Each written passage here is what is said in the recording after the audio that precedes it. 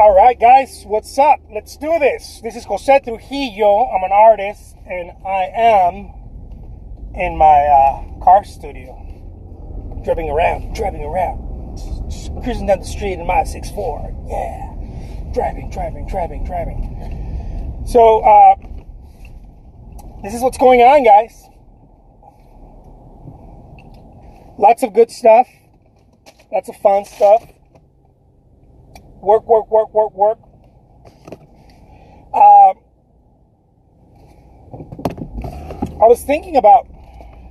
Yeah, it's never a good thing when you're thinking about something. Huh? I was thinking about the experience or experiences that I've had as an artist. The experiences as a paid artist. How that's kind of shaped my career. When I went and I'm still, this is what I still do, right? When I go and sell something, sell a painting, sell myself, get an art show or something. When I go and do that,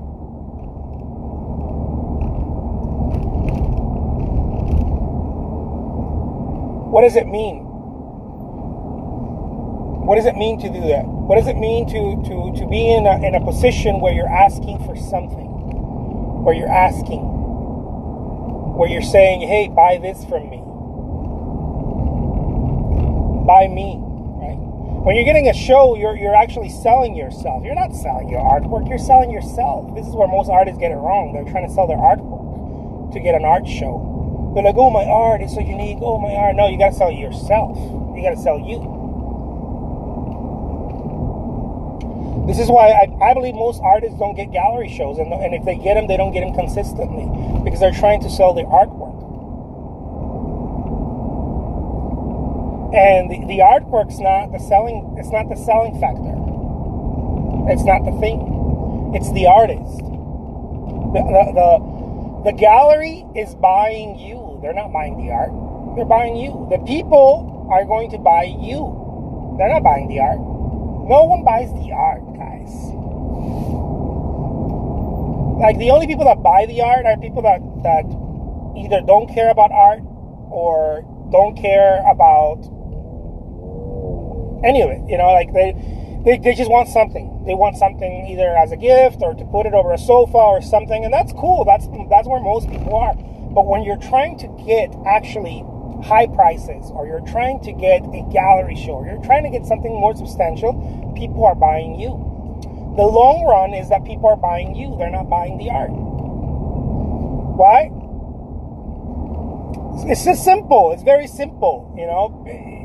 Would you buy an abstract piece, or would you buy a Picasso? What would you buy?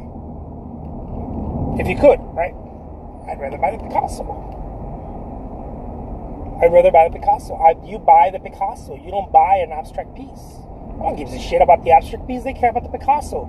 The Picasso, the name around it, the name, the provenance, right? Provenance is what people are buying. They're buying what's stuck to that, right? The name around it, the meaning of it. Nobody just buys an abstract. Everybody buys an abstract piece, but they sell them everywhere. You can even go to Target and buy a print and buy an abstract piece print and put it over your sofa or whatever. There's nothing wrong with that. I love doing stuff like that. I actually sell plenty of work that way. There's nothing wrong with that. But in the long run, I'd rather want them to buy me, right? I want them to buy me. I want them to buy into me, to buy into the idea of me. The artist, not just the artwork. Red Gypsy says, that explains why most of what I have sold has gone to people I know. Yeah, that's exactly why. That is exactly why. Because they're buying you. They're buying from you. They're buying you. Most artists, their work, they start selling it to their friends and family. And if you are in a multi-level marketing, whatever, you're selling some sort of product, Avon or I don't know, whatever, people will be buying you, right? People buy you. If you are selling any widget or cars or whatever, you work at a car dealership, the people that buy from you are your friends and family because they're buying you. People buy from people they like and trust, right? It's just normal. It's natural. If you don't have an audience, especially if you don't have an audience, right? If you have an audience, then people start buying because of the numbers, the sheer amount of numbers, the marketing, right? But it still comes down to the same thing. The marketing gets so impressed upon the person that people are like, well, I trust that brand because I see it everywhere. I'll drink a Coke because I've seen it everywhere, and my daddy and my granddaddy saw it everywhere, so I'll drink a Coke. Right? You trust brands that have penetrated the marketplace. Okay? Brands that have penetrated the marketplace are brands that people trust. So in the long run, no one buys your artwork, guys. This is why I say it's between what's in your ears, really what's stopping you. In the long run, nobody buys your artwork. You think that people would pay so much money for some minimalist picture of, I don't know, I'm talking about the Banksy painting. Extremely minimalist, almost a cutout, stencil. Not almost, I think it was a cutout stencil. And yet, if you do that, you and I will probably get about $40 for it, right? Sell it somewhere. I don't know. If you're lucky, let's say that you're great, you get $1,000 for it. I don't know. People are like, oh my God, I can't wait to have that. Here's $1,000 for that. But the reason why that yields millions of dollars is because it's a fucking Banksy. It's a Banksy. That's why it yields so much money. It's a Banksy. People don't buy art. And this took me so much to understand. People do not buy art. People buy the name. In the long run, in the short term, people will buy the art. For you to make a living, you will need to sell the art. For you to make legacy or a very solid, long-term business, people will have to start buying your brand. They'll have to switch from just buying the art to buying you. And some artists do it very well. Some artists have done this. Other artists don't do this at all. I play the short-term game a very long time, right? The transactional game. Here's the painting, and then I get paid, and then I go paint something else. I play that game. It's given me a business. It's given me a lot of happiness. It's giving me a great sense of self, and on and on and on. It's been very cool to do that. But I'm also, right now in my career, I'm in a place where I understand that I need to play the long-term game too. Many artists start trying to play the long-term game, and I think that's great if you have other sources of income. If you don't have other sources of income, it's very difficult to try to play the long-term game. This is where artists get sad, and this is where we hear the whole thing about the starving artist and I've been suffering. Well, yeah, because you're trying to play the long-term game without first getting transactional, right? I believe you have to do both. And especially if you are a person who has responsibilities. I mean, come on, right? You have a family. Like I've got some artists who told me, man, like you're selling out, you're selling your artwork so cheap, and then you have, you're doing eBay, and then you're like doing your whole, pay me what you want commissions, and like I would never do that. That would hurt my brand so much. And I'm like, oh, okay, cool. Like, where are you in your life? This guy's like, I'm 19 years old, I'm going to college, I'm doing my art stuff and my, studio art career. And I'm like, dude, you keep that. You're in. If you're serious about it, you'll be all right. If you actually put in the work. But if you're just fucking around and you're just telling me that, it's because you don't have responsibilities. You're not married. You don't have children. You don't have real payments coming in. Every month I have to pay at least $20,000. And I'm not saying this to be a butt, but every month at least $20,000 just on rents and a couple of things, just to keep the business going. And most artists that don't do that, they get sucked into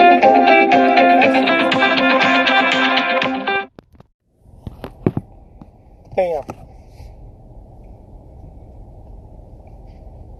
So most artists get trapped in that. I want to play the long-term game. I want to be famous. Yeah, but you got to transact somewhere. If you don't transact, if you're not getting paid somewhere, I don't care where you get paid. It doesn't really matter. Like, it's your life. But if you're not getting paid somewhere, it's very difficult to play a long-term game.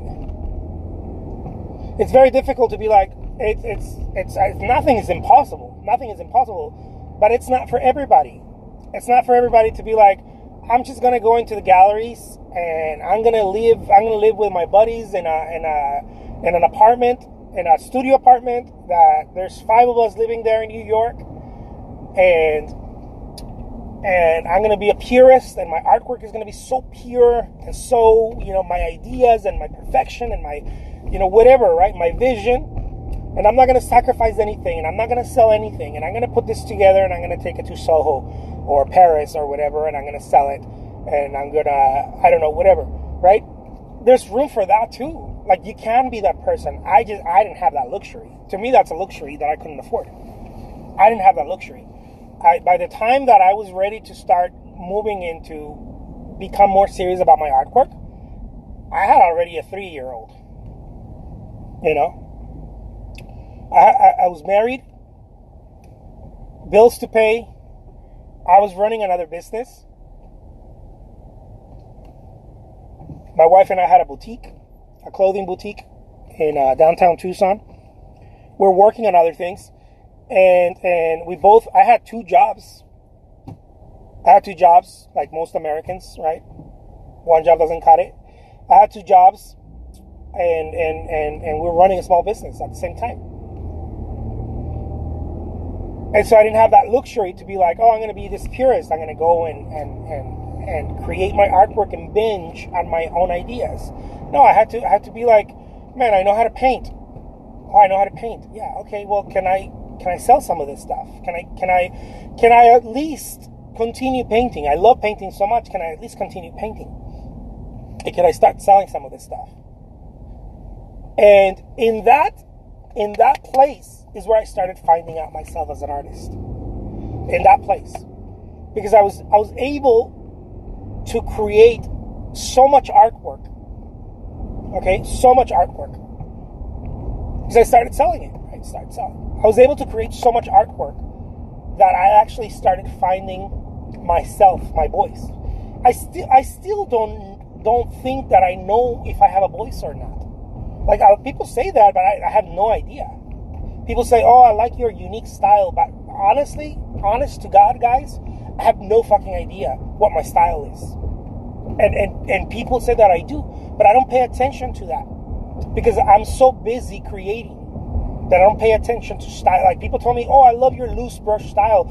I'm like, what the hell is that? Like, I had no idea what that was because I don't think about that. I think about, okay, paint, brush, canvas, go, right? That's what I think about. Paint, brush, canvas. Okay, let's do this. I think about nothing. I just go. Actually, when I start thinking, I do nothing. When I start thinking, I paralyze, I stagnate, I get stressful, I get all stressed, and my heart rate goes wonky, and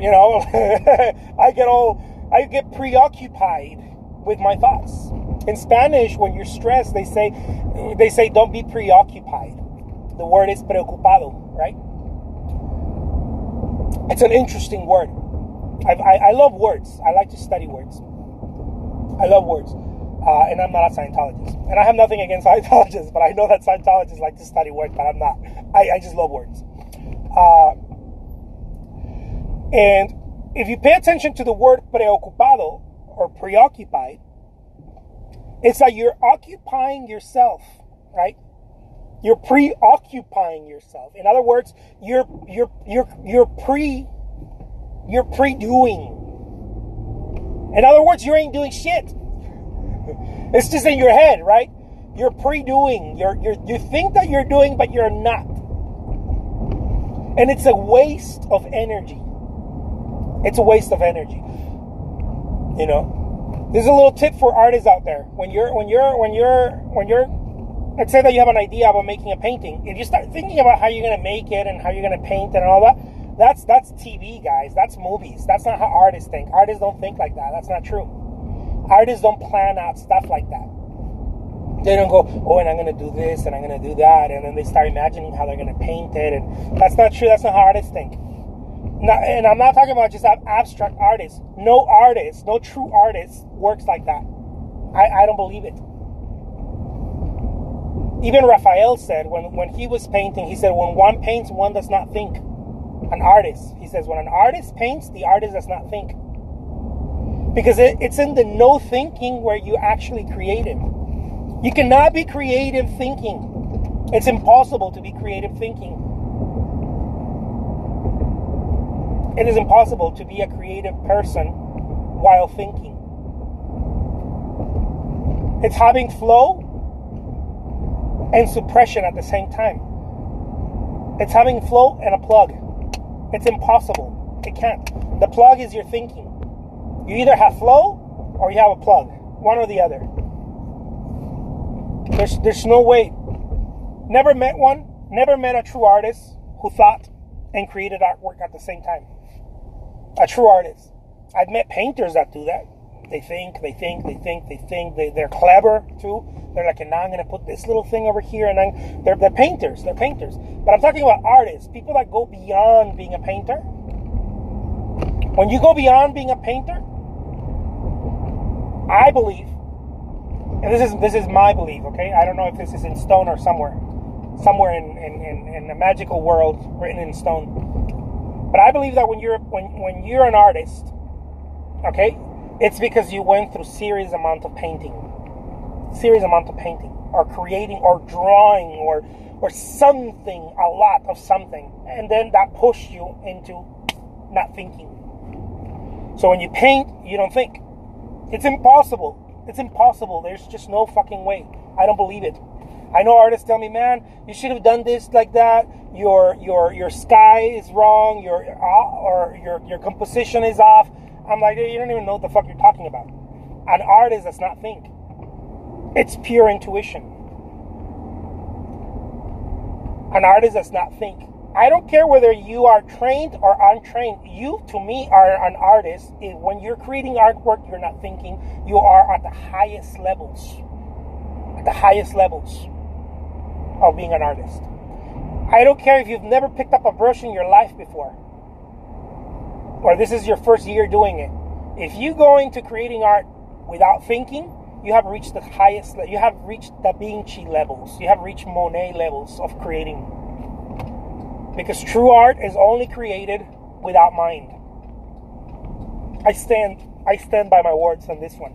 If I stand by something about art, is this. I don't care about styles. I don't care about compositions and movements, whether you are derivative or you're an avant-garde or any of that bullshit. I care about one thing. Are you thinking when you're painting? And if you are, you haven't reached the high level yet. High level of creation is when you're not thinking. You are just pure observation.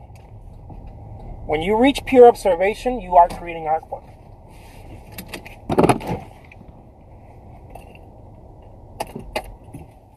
I have been doing way too much thinking. We all do.